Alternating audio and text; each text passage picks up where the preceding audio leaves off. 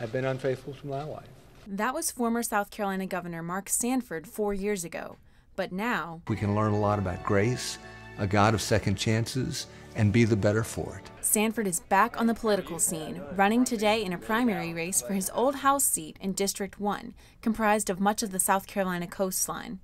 But voters haven't forgotten Sanford's mishaps while governor. I was surprised because with his whole scandal, I didn't think he would go back into politics. You go and break the state's trust like that, and you go and realize that he had used funds in the past to go and finance an extramarital affair, that gets to be somewhat of a problem. Although Sanford's decision to run for Congress has been met with some mistrust and confusion, residents of District 1 say he seems to be running an apologetic campaign.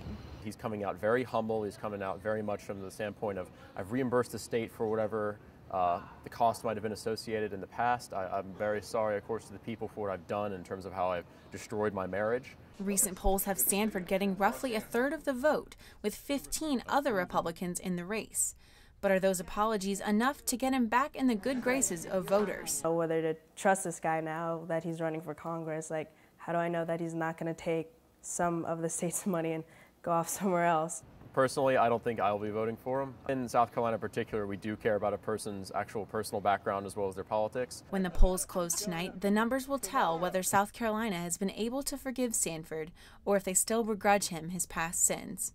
Jenni Knight, Carolina News.